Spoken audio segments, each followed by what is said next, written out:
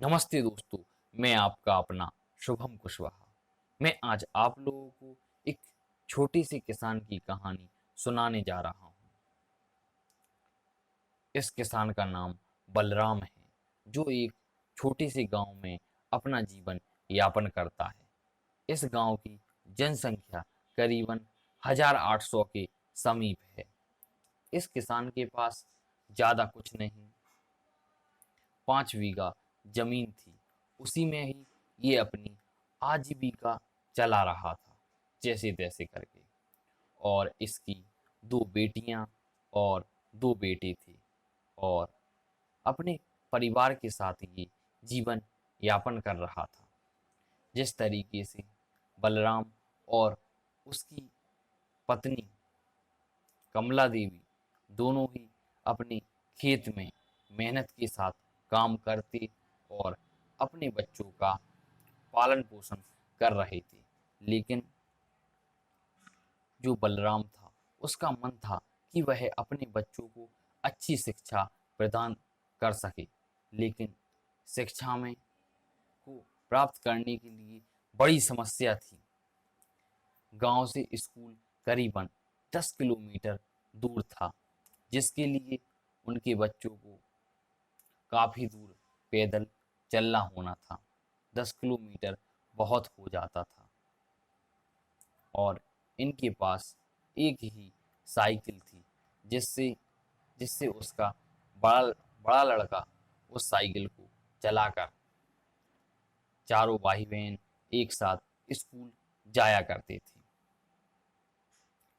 School काफ़ी दूर होने के कारण उन्हें रास्ते में काफ़ी कठिनाइयों का सामना करना पड़ता था।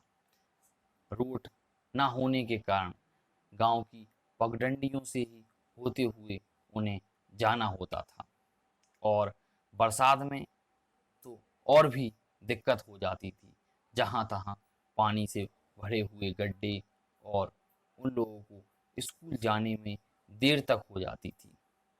जैसे तैसे सब कुछ चल रहा था, और बच्चे भी बड़े ही मन लगाकर अपनी पढ़ाई को पूरा कर रहे थे। बड़ा बड़ा लड़का जब हाई स्कूल में आया तो उसकी वह मन लगाकर पढ़ ही रहा था, और उसे का जब एग्ज़ाम आए, यानी परीक्षा आई, तो उसने अच्छा प्रदर्शन दिखाया। और जब उसका रिजल्ट आया तो वह फर्स्ट डिवीज़न पास हुआ। यह बलराम यह सुनकर बड़ा ही खुश हुआ, और उसे ही आनंद की अनुभूति हुई।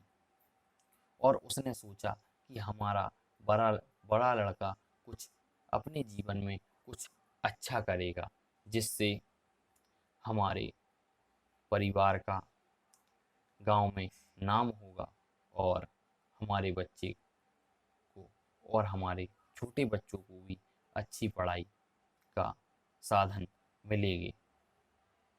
बड़ा लड़के ने हाई स्कूल करने के बाद वह थोड़ा थोड़ा बहुत अपने माता पिता का खेती किसानी में भी हाथ बटाया करता था।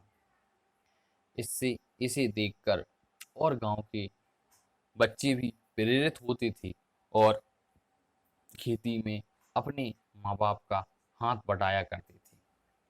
अब यह पढ़ने के लिए शहर चला गया, और इसने वहीं से अपनी इंटरमीडिएट की पढ़ाई पूरी की।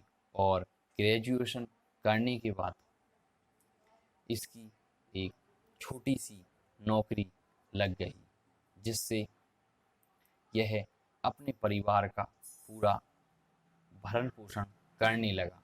और इससे माता पिता बहुत खुश हुए, और माता पिता को बड़ा ही गर्व महसूस होता था कि उनका बच्चा एक नौकरी कर रहा है और अपनी जिम्मेदारी को निभा रहा है। बस मैं इस कहानी से हमें यह सीख मिलती है कि यदि हम अपने माँ बाप का कुछ बोझ हल्का कर सकें तो तो इससे अच्छा और कुछ नहीं हो सकता।